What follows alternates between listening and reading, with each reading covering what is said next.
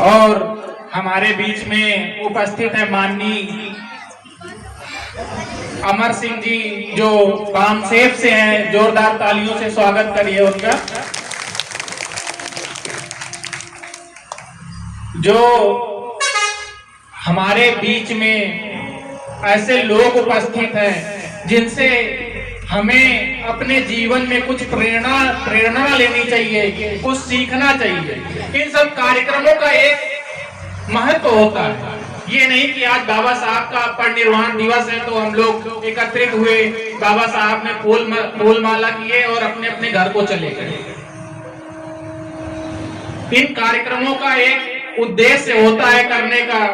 यहाँ के जैसे लोगों ने प्रयास किया और ये कार्यक्रम आज यहाँ हो रहा है, तो इनका प्रयास ये नहीं है कि यहाँ पर इतने लोग आए, बोले, हम भी बोलेंगे चले जाएंगे, ये जितने लोग बैठे हैं बोलेंगे चले जाएंगे। इस कार्यक्रम से आप लोगों ने क्या सीखा? इन लोगों ने जो बातें कही, उन बातों में से आपने क्या सीखा और अपने जीवन में उनका उतार किया?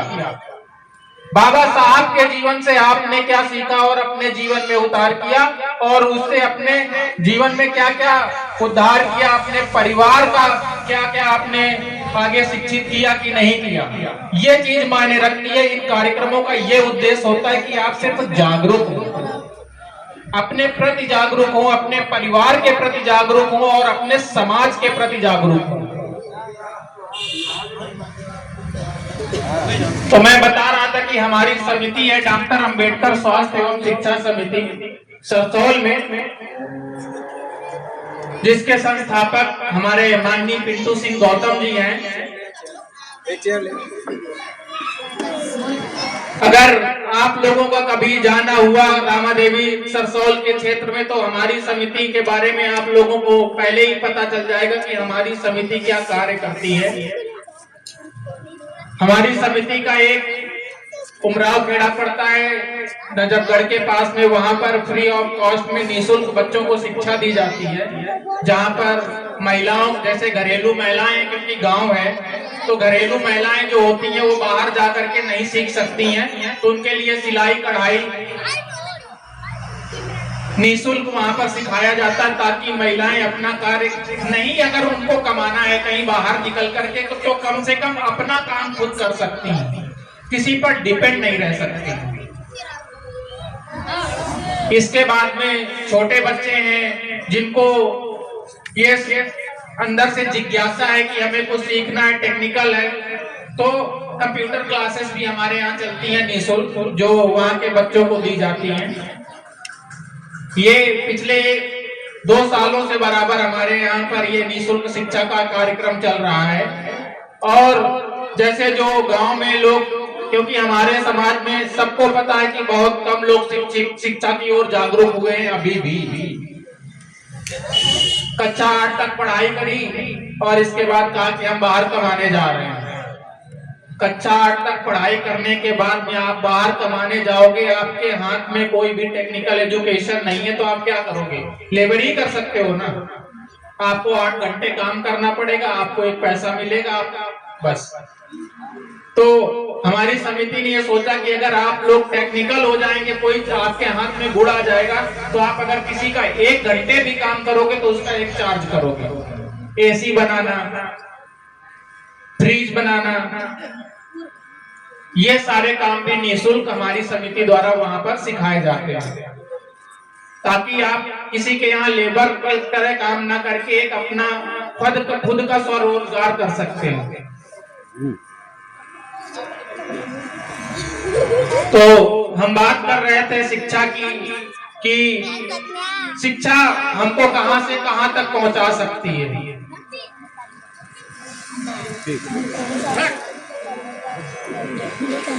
आगे का कार्यक्रम कैसे क्या बढ़ाना है, मैं राव जी से चाहूंगा कि वो बताएं कि कार्यक्रम को कैसे आगे बढ़ाना है।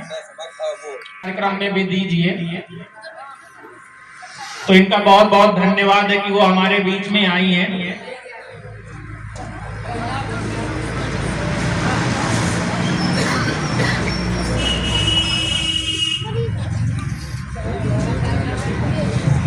जी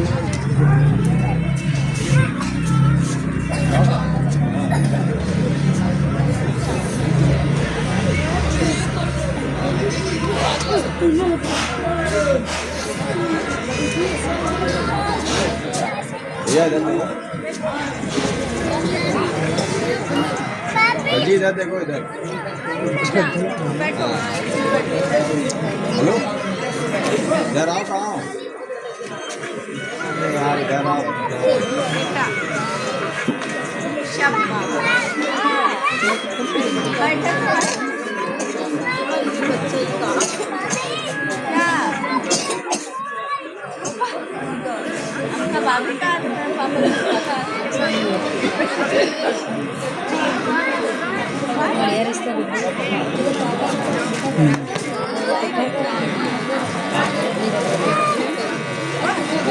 भैया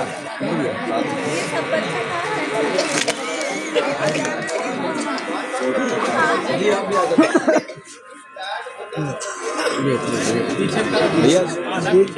देखने का है, देखो देखो भैया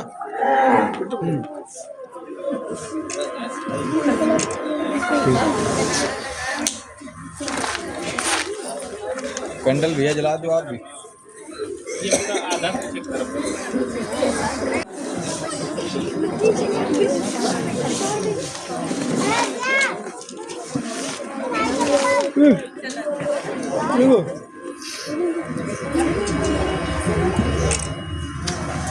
धन्यवाद। कैंडल जला दो।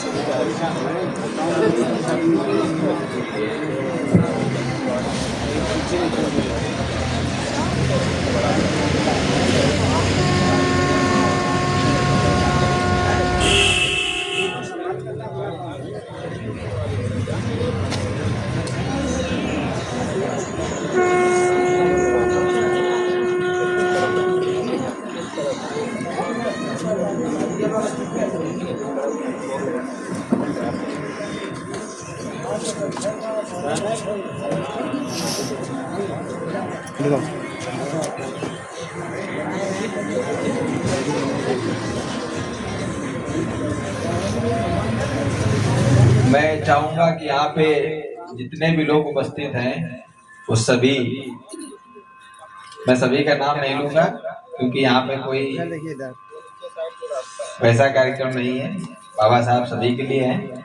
सभी लोग जाकर के बाबा साहब को श्रद्धा सुमन अर्पित करें और इसके बाद में कार्यक्रम को आगे बढ़ाएं। बीच में उपस्थित राधा राज उन्नावी जी द्वारा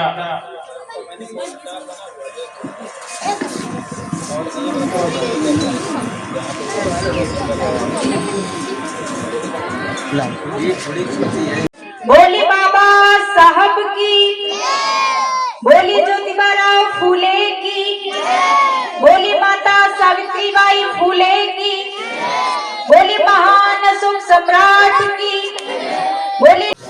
तो आज जो है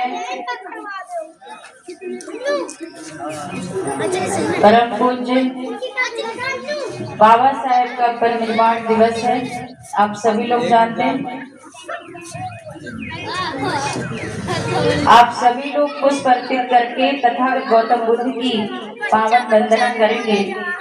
उसके बाद जो है आगे की चर्चा आप सभी लोगों के माध्यम से सुनेंगे।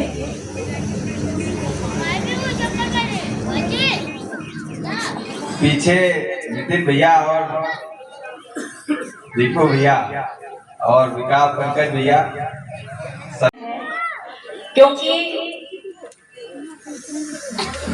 हम व हमारी समस्त टीम जो है बहुत दूर से चल के आई है आप सभी लोगों के बीच में, और हम तो बहुत ही ज्यादा दूर से आए हैं। कार्यक्रम हमारा लगा हुआ था, वो कार्यक्रम जैसे ही समाप्त हुआ है वैसे ही बड़ी भाई मिंटू सर का फोन आया कि अभी जो है 2 कार्यक्रम और हैं, हम बोलेंगे आपको वही बोलना है। नमो तस्य भगवतो अरहतो सम्मा संबुद्धस्य, नमो तस्य भगवतो अरहतो सम्मा संबुद्धस्य, नमो तस्य भगवतो अरहतो सम्मा संबुद्धस्य, बुद्धं नमामि धम्मं नमामि संघं नमामि, द्वितीयंपि बुद्धं शरणं गच्छामि, द्वितीयंपि धम्मं शरणं गच्छामि,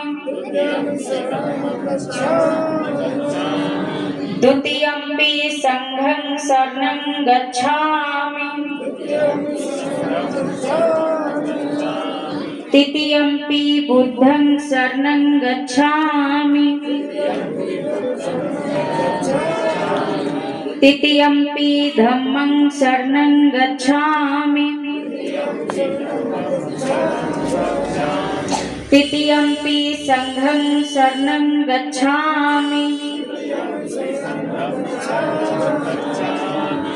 पाणातिपाता वेरमणि सिक्खापदं समादयामि, अतिन्नदाना वेरमणि सिक्खापदं समादयामि, कामेषु मिच्छाचारा वेरमणि सिक्खापदं समादयामि, मूसावादा वेरमणि सिक्खापदं समादयामि, सुरामेरे मज्जपमद्दठाना वेरमणि सिक्खापदं समादयामि, सभ्ये सत्ता सुखी होन्तु सभ्ये होन्तु चखे मिनो सभ्ये भद्राणि पश्यन्तु मां पंचदुःखमागमा। 3 बार झुक करके बोलेंगे साधु साधु साधु। अब अपनी जगह पे बैठ जाएं। पंचशील की वंदना की है। वो कौन सी भाषा में की है? कौन सी भाषा में? माता बहने आप बताएंगे कौन सी भाषा में? संस्कृत नहीं, पाली भाषा। कौन सी? पाली भाषा। तो इसीलिए वंदना जानना कितनी जरूरी है। कोई आता है पाली भाषा में बोल के चला जाता है, हम समझ नहीं पाते क्या बोल के गया। नमो तस्य भगवतो अरहतो सम्मा संबुद्धस्य।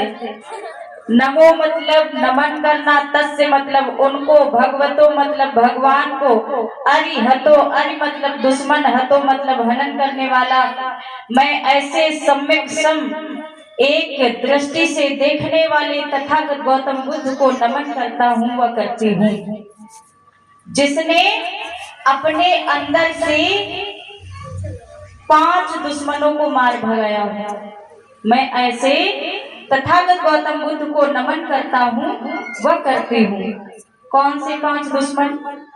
काम, क्रोध, मोह, लोभ, अहंकार। काम, क्रोध, मोह, लोभ, अहंकार। जिसने ये 5 दुश्मन अपने अंदर से मार भगाया हो, मैं ऐसे सम्यक समदर्शी तथागत गौतम बुद्ध को, एक समान देखने वाले गौतम बुद्ध को नमन करता हूँ, वंदन करता हूँ। द्वितीयम्पि बुद्धं शरणं गच्छामि, द्वितीयम्पि धम्मं शरणं गच्छामि, द्वितीयम्पि संघं शरणं गच्छामि। यानी कि मैं दूसरी बार बुद्ध की शरण में जाता हूँ, दूसरी बार मैं धम्म यानी ज्ञान की शरण में जाता हूँ, दूसरी बार मैं संघ यानी समूह की शरण में जाता हूँ व जाती हूँ। तृतीयम्पि बुद्धं शरणं गच्छामि, तृतीयम्पि धम्मं शरणं गच्छामि, तृतीयम्पि संघं शरणं गच्छामि।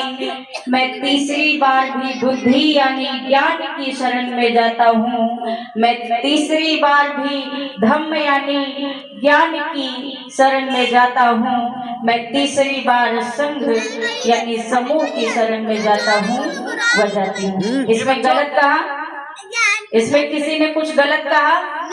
मैं बुद्धि ज्ञान की शरण में जाता हूँ।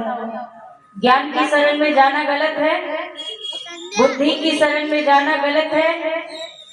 इसमें किसी ने नहीं कहा कि मैं बुद्ध को नमन करता हूँ, इसमें कहा गया मैं बुद्धि को नमन करता हूँ, मैं ज्ञान को नमन करता हूँ। पंचशील बताएं। पाणात् पाता वेरमणि सिक्खापदं समादयामि।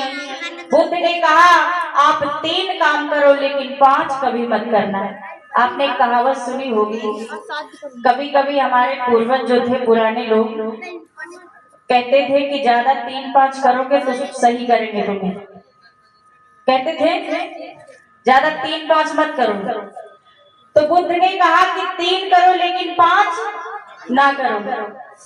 3 क्या करना है?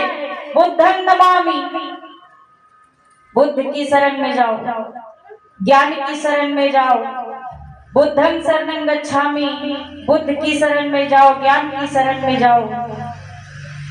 तृतीयम्पि बुद्धं शरणं गच्छामि, तीसरी बार भी बुद्ध की शरण में जाओ, ज्ञान की शरण में जाओ, संघ की शरण में जाओ। 3 काम करो लेकिन 5 ना करो।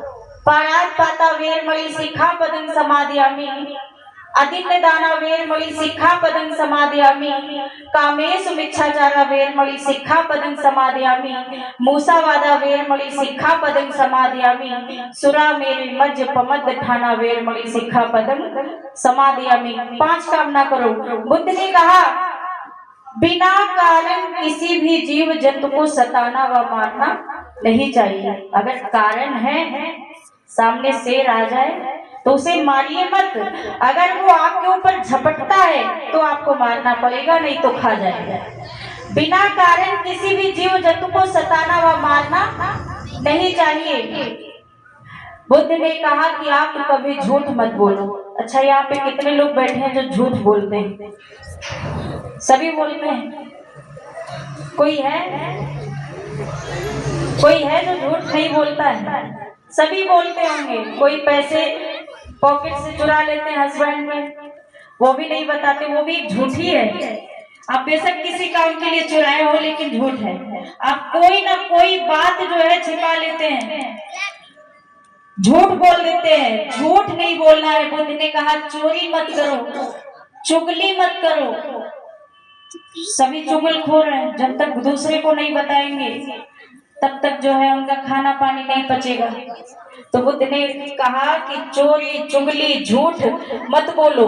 कामेश मिच्छाचारा वेरमणि सिक्खापदं समादयामि। बुद्ध ने कहा पराई स्त्री पे बुरी दृष्टि से मत देखो। और ये बात दोनों पे लागू है। आप भी पराये पुरुष पे जो है बुरी दृष्टि से मत देखो, यानी कामेश काम वासना आप दूसरे के प्रति मत जगाओ। कोई अगर बेटी है, बेटी के समान है तो वो आपकी बेटी है। अगर पत्नी के समान है तो वो आपकी बहन है। तो आप बहन बेटी के दृष्टि से आप दूसरी भी औरतों को देखो, बल्कि गलत नजरिए से मत देखो। बुद्ध ने कहा झूठ मत बोलो। और सबसे लास्ट में जो है पांचवा जो सील है, सुरा मेरे मज्ज पमद ठाना वेरमणि सिक्खापदं समादयामि। सुरा मतलब कच्ची शराब, मेरे मतलब पक्की शराब, मज्ज मतलब जुआ। आप इन गमनाद चीजों से हजारों किलोमीटर दूर रहो, इनका सेवन ना करो। तो ये बुद्ध ने 5 सील बताए हैं। झूठ मत बोलो, चुगली मत करो, पराई स्त्री व पुरुष पे बुरी दृष्टि से मत देखो, और जुआ मत खेलो, और हत्या ना करो। तो ये 5 चीज अगर आप अमल करते हो तो आपका जीवन जो है सुखमय हो जाएगा। कभी किसी भी प्रकार की तकलीफ नहीं आएगी। बुद्ध ने कहा कि आप मेरी पूजा अर्चना मत करो, आप मेरी पूजा अर्चना मत करो। आप हमारा उपवास करेंगे, आप हमारे ऊपर फूल चढ़ाएंगे, आप हमारे ऊपर लड्डू बतासे चढ़ाएंगे, आप 7 दिन भूखे रहेंगे, हम आपका कल्याण नहीं कर पाएंगे। आप 7 दिन नहीं 7 महीने भूखे रहो, हम आपका कल्याण नहीं कर पाएंगे। हमने जो मार्ग बताए हैं, आप अगर उस मार्ग पे चलेंगे तो आपका कल्याण होगा, अन्यथा आपका कल्याण नहीं होगा। मैं मार्गदाता हूँ, मैं मुक्तिदाता नहीं हूँ। ये किसने कहा? बुद्ध ने। मैं मार्गदाता हूँ, मैं मुक्तिदाता नहीं हूँ। तो आप मार्गदाता बने। जो बुद्ध ने बताए, जो बाबा साहेब ने बताए, आप उन विचारों पे चलिए और उनकी बातों को अमल कीजिए, आपका जीवन सुखमय होगा। और मैं अपना परिचय देती चलूं। सबसे पहले तथागत गौतम बुद्ध को पुष्प अर्पित करते हुए वंदन व अभिनंदन। बहुजनों की मसीहा, नारी की मुक्तिदाता, गांधी के जीवन दाता, संविधान निर्माता डॉक्टर B.R. अम्बेडकर बाबा साहेब को पुष्प अर्पित करते हुए उनके चरणों में कोट कोट नमन। ज्ञान की देवी माता सावित्रीबाई फुले, मुस्लिम समाज में जन्मी माता फातिमा शेख को वंदन व अभिनंदन। पिता ज्योतिबा राव फुले को वंदन व अभिनंदन। यादव समाज में जन्मे रामा स्वामी पेरियार ललई सिंह यादव को वंदन व अभिनंदन। मौर्य समाज में जन्मे महान अशोक सम्राट को वंदन व अभिनंदन। पासी समाज में जन्मे लाखन पासी, बिजली पासी, सातन पासी, उदा पासी, मक्का पासी जैसे महान वीर राजाओं को वंदन व अभिनंदन। वह सभी संत गुरुओं को वंदन व अभिनंदन। और मंच पे उपस्थित हमारे पूजनीय पिता समान जो गुरु हैं और बड़े भाई के समान पिंटू भैया और नवल भैया, डॉक्टर योगेंद्र भैया, सभी लोगों को जो है नमो बुद्धाय जय भीम। और पांडाल में उपस्थित पिता तुल्य बुजुर्ग, नवयुवा साथी, होनहार बच्चे, माताएं एवं बहनें, सभी लोगों को नमो बुद्धाय जय भीम। एक बार सभी लोग बोलेंगे जय भीम। तो ये आपकी वंदना रही।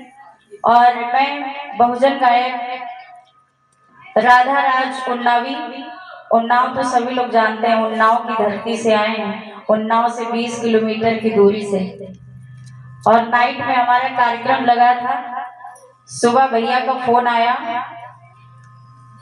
कि आपको कार्यक्रम में आना है, उसके पहले हम कहीं और कार्यक्रम में जाके, फिर वहां से जो है भैया का फोन आया कि 2 कार्यक्रम लगे हैं, आपको अति शीघ्र पहुंचना है। तो हम जो है बाइक से आए हैं और 3 जगह गिर के आए हैं। पुलिस वाले उठा रहे, कह रहे कहाँ चल रही हो आप, ध्यान से चलो। तो हमारा जो ध्यान था, जो घबराहट थी, वो यहाँ पे पहुंचने की थी कि कितनी जल्दी मैं पहुंचूं, यहाँ लेट ना हो जाऊंगा। तो हम बड़े कार्यक्रम भी करते हैं, जो संगीत का कार्यक्रम होता है, 5 दिन का, 3 दिन का, 2 दिन का, 1 दिन का। 5 दिन की कथा होती है, 3 दिन की कथा होती है, 1 दिन का भीम जागरण होता है। ये कार्यक्रम भी करते हैं। अगर आप लोगों का जैसा कार्यक्रम मुझे गांव में मिल जाता है तो मैं निःशुल्क और बिना इंस्ट्रूमेंट के इस तरीके से स्पीच के माध्यम से लोगों को समझाने का कार्य करती हूँ कि मेरे द्वारा 4 लोग अगर जागरूक होते हैं तो ये हमारे लिए 400 के बराबर होंगे। इसलिए हम आप सभी लोगों के बीच में आए हैं। और यहाँ पे मैं तो यहाँ पे ना आ पाती, बट मैं अपने बड़े भैया पिंटू भैया का आभार प्रकट करते हूँ कि उनके माध्यम से मैं यहाँ पे पहुंची हूँ। अगर भाई साहब ना होते, डॉक्टर योगेंद्र सर जी ना होते, डॉक्टर नवल सर ना होते, तो मैं यहाँ आप लोगों के बीच में ना होती। तो एक बार हमारी समस्त टीम के लिए, परम पूज्य बड़े दादाश्री बैठे हैं, आप सभी के लिए जोरदार की तालियां होनी चाहिए। तो आइए हम अपनी बात को खत्म करते हुए एक गीत आप सभी लोगों के बीच में रखूंगी। उसके बाद जो है तमाम लोग बैठे हैं, अपना अपना जो है स्पीच आप लोगों के बीच में रखेंगे। एक बार सभी लोग जय घोष लगाएंगे। बोली भगवान बुद्ध की, बोली बाबा साहब की। सभी लोग पुष्प अर्पित कर चुके हैं, सब लोग कर चुके, बैठे ना होते। एक अलग सोचिए, अगर बाबा साहेब का संविधान ना होता तो क्या हम आज जिंदा होते?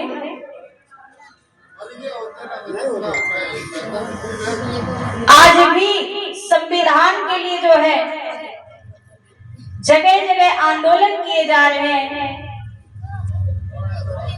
बहुजनों को सताया जा रहा है।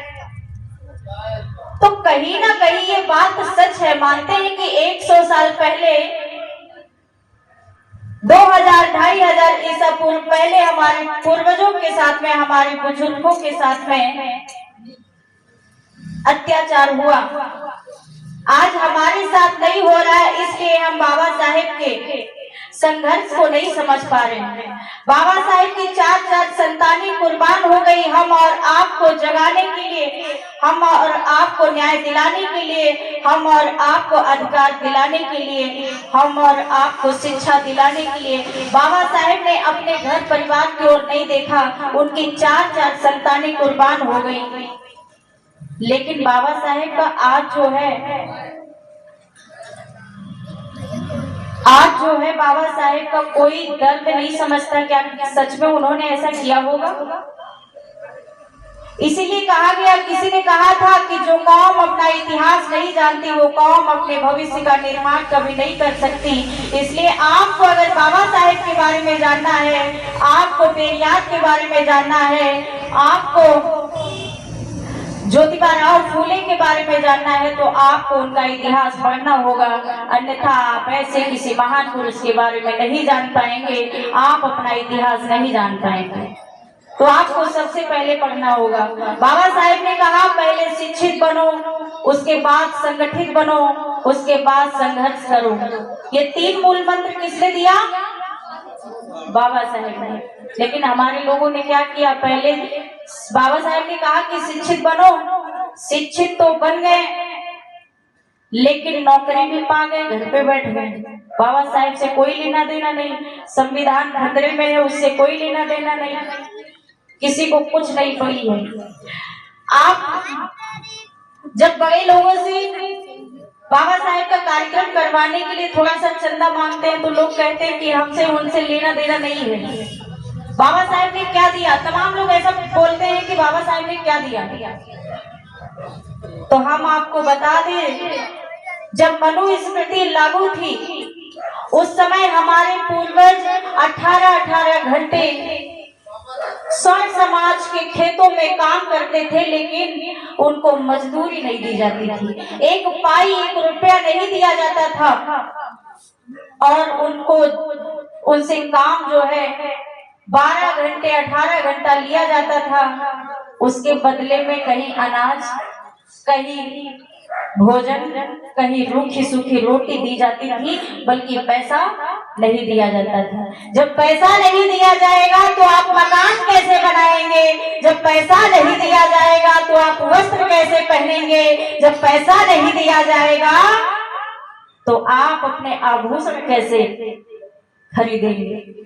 इसीलिए बताया जाता है कि उस समय जो है हमारी माताएं बहनों को सोने चांदी पहनने का अधिकार नहीं था। उस समय क्या पहनती थी? लोहे तांबे के कड़े छड़े पहनती थी, पहनने का अधिकार नहीं था। बाबा साहेब ने देखा कि हमारे पूर्वज, हमारे समाज के लोग 18-18 घंटे काम करते हैं, बल्कि उनको पैसा नहीं दिया जाता, वेतन नहीं दिया जाता। तो सबसे पहले संविधान में उन्होंने 8 घंटे का प्रावधान लिखा, कहा कि ये 8 घंटे काम करेंगे, चाहे वो प्राइवेट हो, चाहे सरकारी दफ्तर का काम हो, चाहे किसी फैक्ट्री का काम हो, ये 8 घंटे काम करेंगे और इनको वेतन मिलेगा। तो जब बाबा साहेब 8 घंटे का आपको वेतन दे रहे हैं, आप सरकारी नौकरी कर रहे हैं, उसका वेतन मिल रहा है, आप किसी की खेत में जाके मजदूरी करते हैं तो आपको पैसा मिलता है कि नहीं मिलता है? जब पैसा मिला है तभी तो आप सब कुछ कर पा रहे हैं, तभी तो कर पा रहे हैं।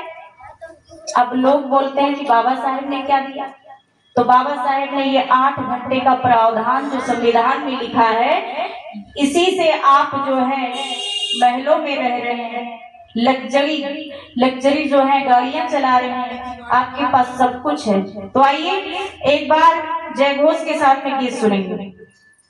बोली बाबा साहब की।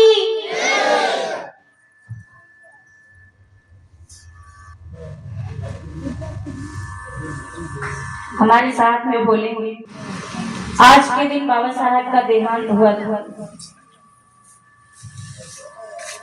आज बहुत ही काली रात है, बाबा साहेब हमारे बीच में नहीं हैं, तो बड़े दुख के साथ में उनको आवाहन करना जो है पड़ेगा सबको, इसलिए कहना है, सुने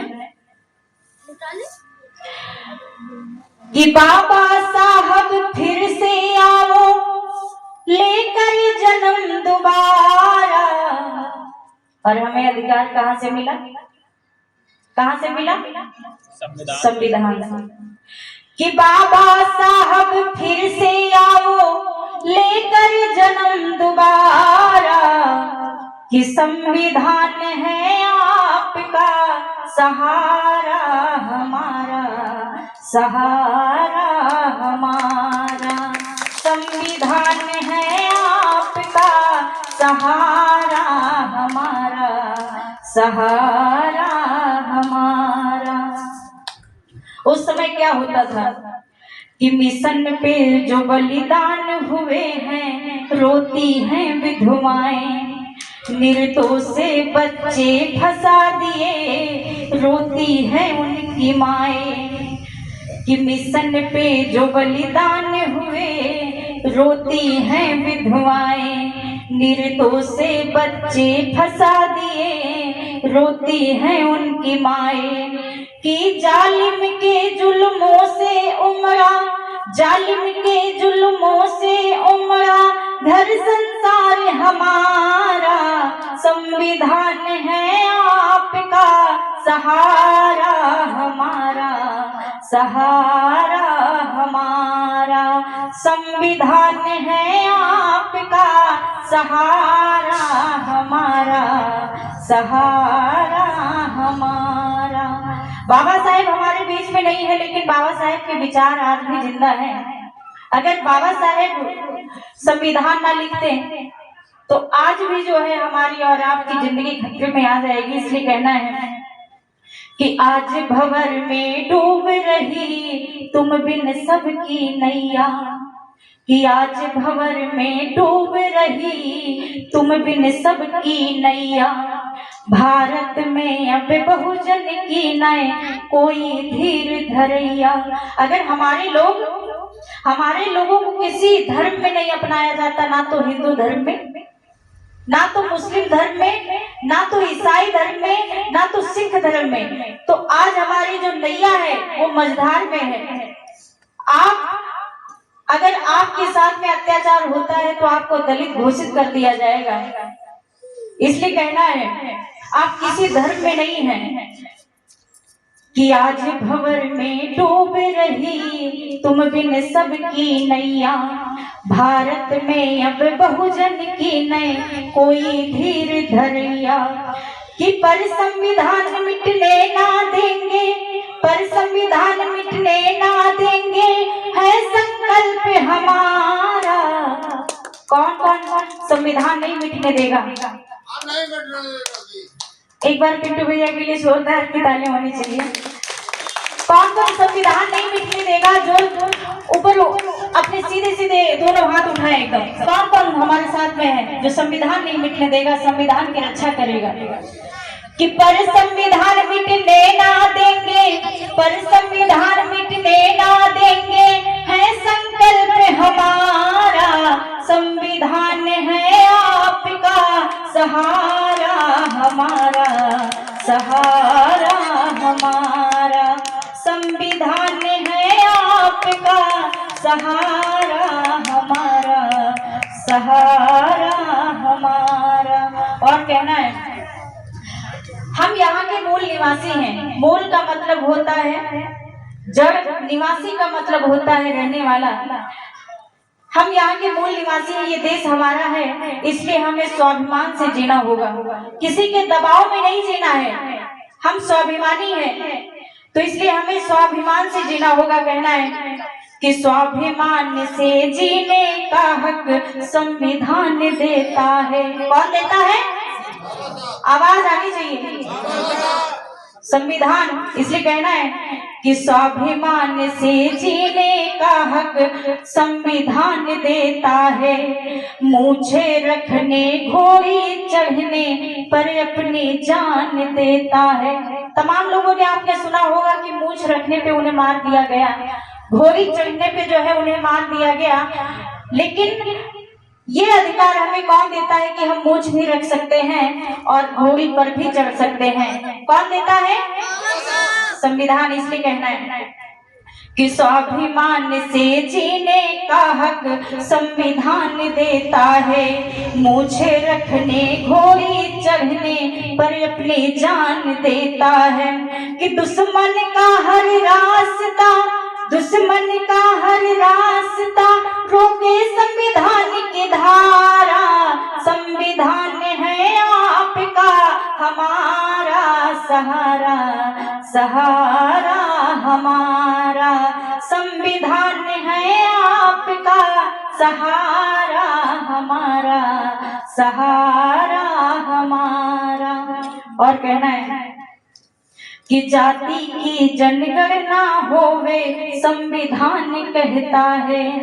कि जाति की, देखिए अभी एक फॉर्म भरा जा रहा है घर घर में, SIR, तो आप इसमें लापरवाही मत कीजिएगा, नहीं तो आपके वोट काट दिए जाएंगे, आपकी गिनती खत्म हो जाएगी। तो आप इसको अवश्य भरवाइएगा अगर इसमें रहना है इस देश में तो।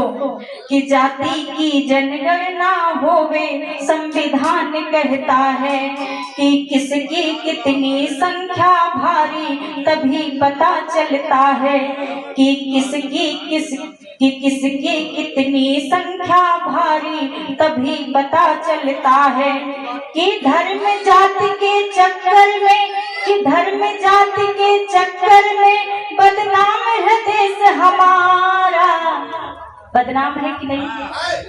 तो ऊंचे ऊंचे हाथ उठाएं, एकदम सीधे सीधे, और हमारे साथ में बोलेंगे कि धर्म जाति के चक्कर में बदनाम है देश हमारा, संविधान है आपका सहारा हमारा, सहारा हमारा, संविधान है आपका सहारा हमारा, सहारा हमारा। कि बाबा साहब फिर से आओ लेकर जन्म दोबारा, संविधान है आपका हमारा सहारा, हमारा सहारा। बहुत बहुत धन्यवाद। जय भीम, जय भारत, जय संविधान।